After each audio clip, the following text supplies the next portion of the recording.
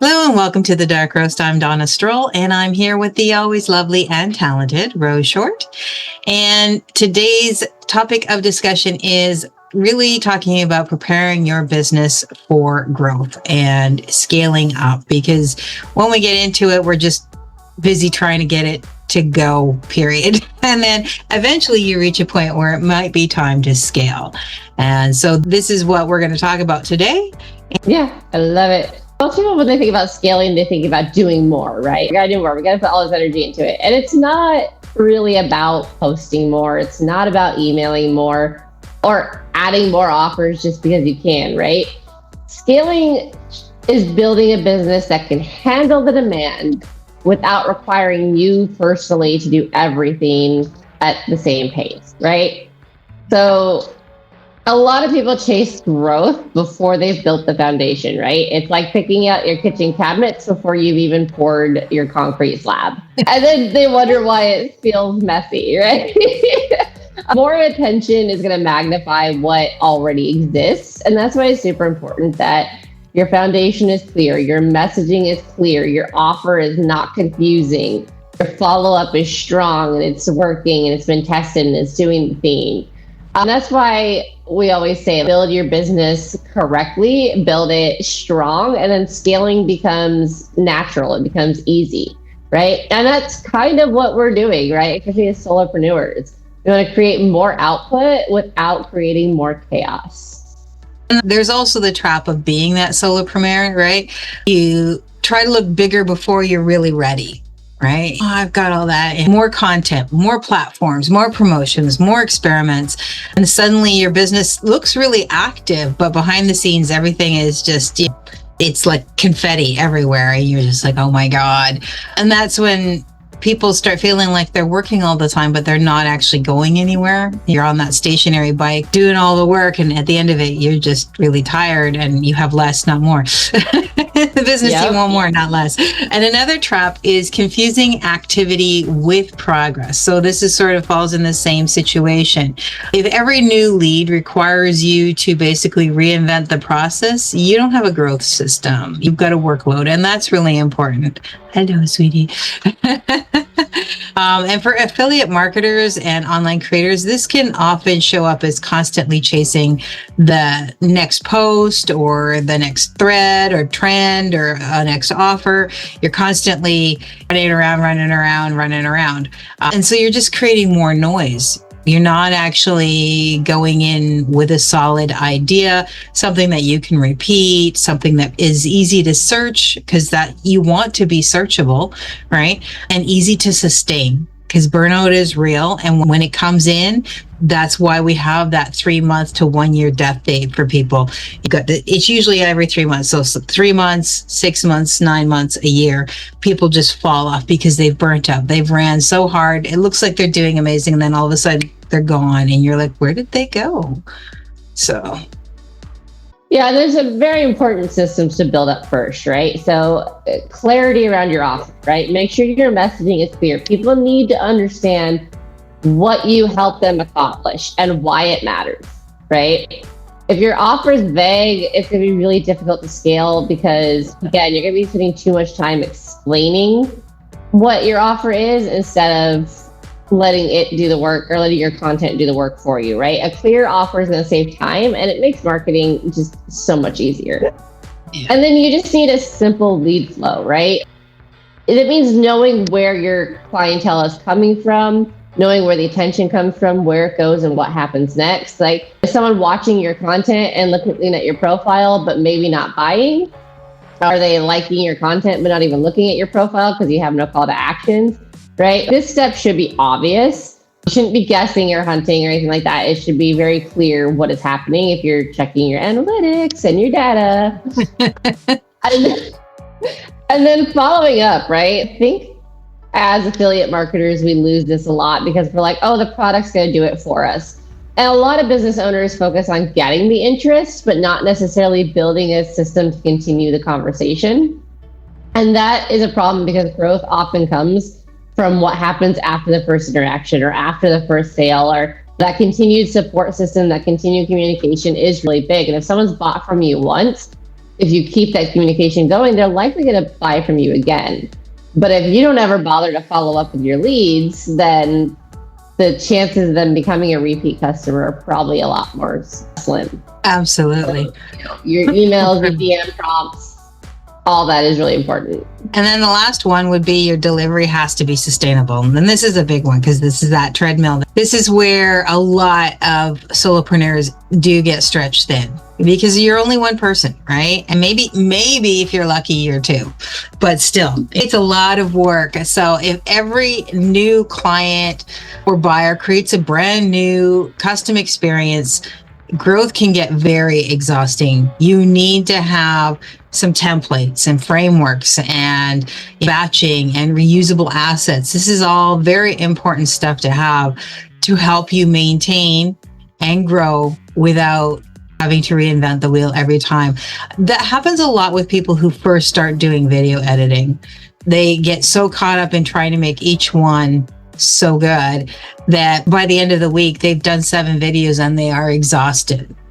And it's like, you don't need to be that. So you try to simplify those things as much as possible. You try to do the batching, you try to do controlling and templates. And so that A follows B, follows C, follows D, and you end up with the product. There might be some tweaks here and there, but you already have the outline. It's really simple to do. And the more that you standardize that repeating work, the more room there is going to be for you to grow because you're not doing the busy work. Yeah. Yeah, and that's where repurposing and content visibility becomes really powerful, right? Because if you already have your templates set up of this long form video can become this blog, can become this short, can become this series of shorts, can become this, then every video you create is suddenly 50 pieces of content. And instead of reimagining the content every time, you've already got your template set up, right? So treating every piece of content like a separate project, like you say, is going to burn you out, just mentally, physically, storage on your camera, whatever it may be. So figuring out your templates of how to repurpose that content very easily across all platforms you're using, a huge way to save time and energy when it comes to video or blog content, right? If you're doing YouTube as well, your title, your thumbnail, your description should all support the same ideas, but also they should all be pretty standardized. So again, you're just changing things here and there. You're not reimagining the design every time. And it makes the episodes easier to find, easier to share. And it also, again, keeps your branding consistent, which we've talked about numerous times. And then there's the AI and the automation. There's, whether you like it or not, it's out there and it is becoming a part of everything we do. And the good news is that these are tools that can help make scaling a lot easier. They can help you with outlines or summaries, repurposing, organization, all those kinds of things that they're tedious things, but they do work best when you have a clear strategy of what you're using them for.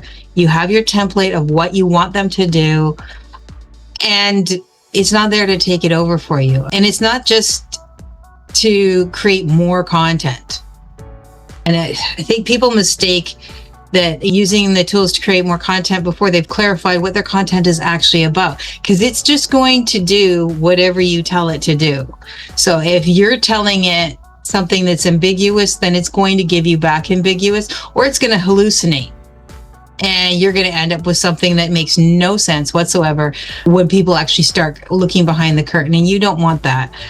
And the other thing that's really important is that it's a tool to give you the next steps. Its job is not to write everything out for you, specifically your content. It can give you the structure that you tell it that you need because it understands it can research and do the thing, but you have to fill it out and you have to make it personal. And I feel like it's really important that you do that now. So, tangent.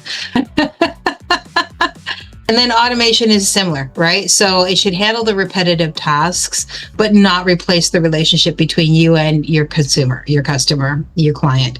The automation is to set up the emails and get them in place and get that out. The automation is to just do a quick callback in your chat saying, yes, I got your message, and then actually reach out back to them, not just let it do all the work, because then you have no contact. There's no touch point between you and your client, and that will drop really fast. When they realize that they've just been talking to a bot, they will feel tricked, and that will just frustrate them.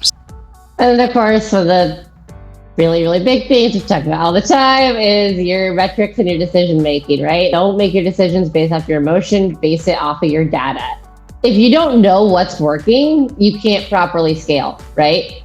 Vanity metrics are great. They help you get your social medias in front of people, but likes and views don't always equal progress, right? If your content is educational or entertaining, and people are following it because of that, but they're not going any further, then maybe you're not focusing on the right themes. So better metrics are things like your click rates, your opt-ins, your replies, your watch time, your saves, your shares, and of course your sales, right? These tell you where attention is really turning into action and turning into sales and clients and customers in the long run. And when you know that, you can make better decisions about where to put your energy because, again, it becomes data-driven, not emotional. We make really bad decisions when we're emotional.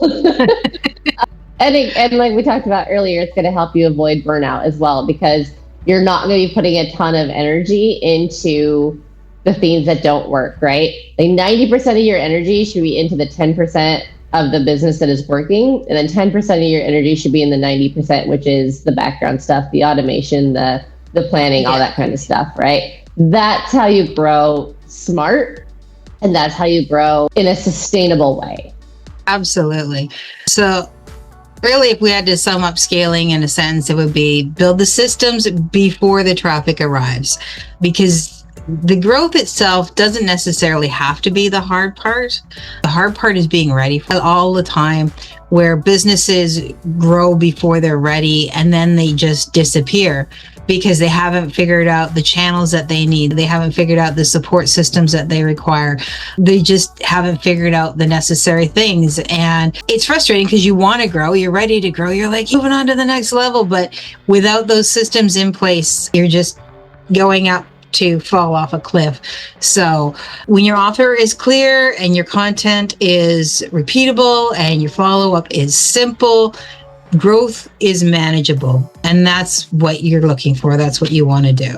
So I think that is it. And that is all for today. The bottom line is take a quick look and ask yourself, what would break if attention doubled tomorrow? And that is the question that will help you figure out where you need to start fixing right off the bat. And so take that thought and run with it. Have a great weekend. Bye.